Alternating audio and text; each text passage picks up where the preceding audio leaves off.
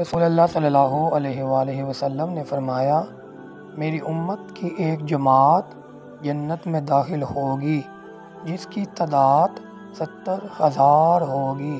ان کے چہرے اس طرح روشن ہوں گے جیسے 14ویں رات کا چاند روشن ہوتا ہے۔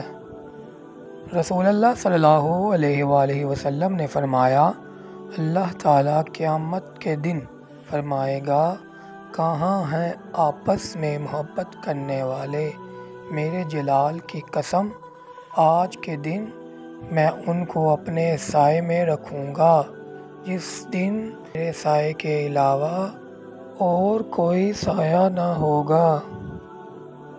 رسول اللہ صلی اللہ علیہ وآلہ وسلم نے فرمایا، اے عبداللہ بن قیس، کیا میں تمہیں ایک کلمہ نہ بتا دوں جو جنت کے خزانوں میں سے ہے؟ میں نے کہا، جی ہاں، ضرور ارشاد فرمائیں۔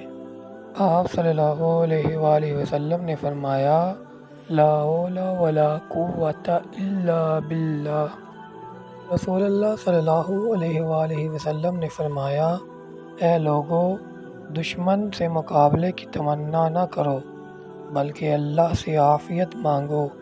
ہاں، جب ان سے تمہارا آمنا سامنا ہو جائے تو پھر صبر سے کام لو اور جان لو کہ جنت تلوار کے سائے تلے ہے۔